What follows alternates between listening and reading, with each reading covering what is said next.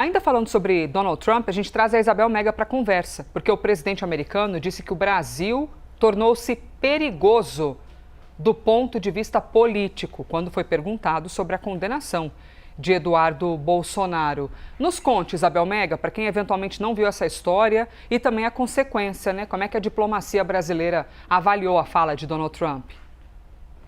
Elisa, essas declarações de Donald Trump no fechamento das agendas na França, na cúpula do G7, ela ainda está rendendo bastante.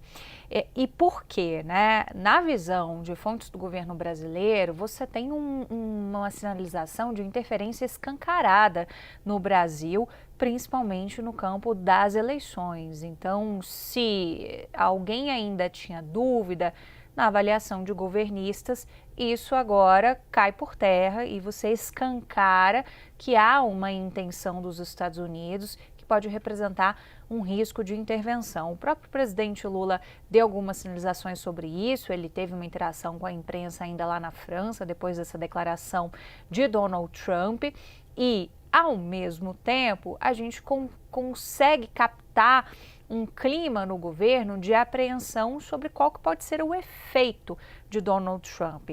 Esse risco eleitoral, ele não é de hoje. Ele, de certa forma, sempre permeou as conversas da diplomacia com preocupação. Mas agora, depois dessa última declaração de Donald Trump, a coisa é tida com um pouco mais de clareza e que pode representar um certo risco de intervenção no nosso processo eleitoral. Também adotaram um tom muito crítico em relação à mistureba que Donald Trump faz na fala dele, né? Ele parece misturar quem é Flávio com quem é Eduardo Bolsonaro, cita prisão de Bolsonaro Júnior. Então, uma fonte falou assim, olha, ele misturou alhos com bugalhos. E no final das contas, o recado que fica é que há, sim, uma ação dos Estados Unidos na visão do governo brasileiro de interferência nas eleições. E isso é mais um ponto a ser observado nesse cardápio dessa eleição de 2026 e de entender até que ponto o governo Lula consegue ir adiante com a estratégia de defesa da soberania, como fez no ano passado, e quais são os impactos disso, se dessa vez vai dar certo também e se tem alguma diferença de cenário, considerando que agora a gente está à beira de uma eleição.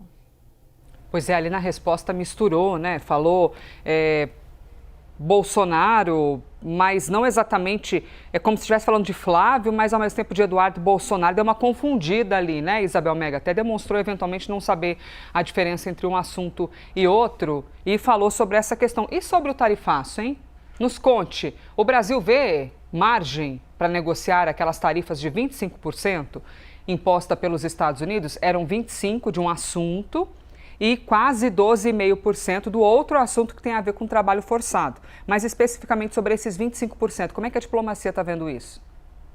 Os 25% eram relativos àquela investigação comercial que foi feita pelo Departamento dos Estados Unidos. E nesse ponto em específico, o Brasil vem trabalhando, sobretudo do ponto de vista de conversas, mas as conversas não estão evoluindo, segundo fontes do governo brasileiro. Então, hoje, a margem para conseguir reverter este tarifaço de 25% é vista como muito estreita.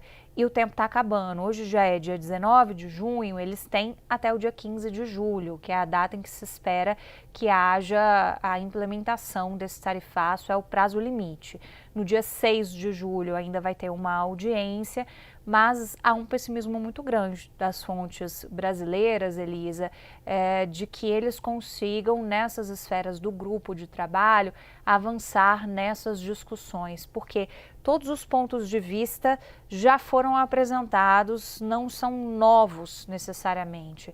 A questão é política mesmo. E aí, de novo, quando você tem todas as sinalizações dadas, as claras de que há uma intenção dos Estados Unidos em nos atingir porque tem uma visão política, tem um viés político, isso dificulta a negociação técnica. ao mesmo tempo em que algumas fontes ponderam que Trump tenta prezar minimamente por uma boa relação com Lula. Então, o que a gente teve de saldo dessa reunião na França, da cúpula do G7? Não tivemos uma bilateral, mas o Brasil também não pediu uma bilateral, e a gente teve interações de Lula com Donald Trump, e vídeos, por exemplo, que foram revelados pelo portal ICL mostram que Donald Trump faz questão de fazer um certo gesto ao presidente Lula, deseja ali good job, bom trabalho ao presidente brasileiro. Então, minimamente tenta prezar por uma boa relação, não fulanizando necessariamente a questão com Lula e também abrindo margem para que você tenha algum tipo de expectativa ainda em relação a essas negociações. Mas o tempo vai passando, as conversas não vão evoluindo. Então, hoje, a visão de dentro do Palácio do Planalto é de que muito dificilmente a gente vai ter uma reversão. Tem uma visão também dentro do governo de que talvez seja possível você, pelo menos, tentar esticar mais esse prazo. Mas até mesmo em relação a isso, a margem está sendo vista como bastante estreita. Isabel Mega, trazendo o olhar aqui da diplomacia brasileira em cima das tarifas.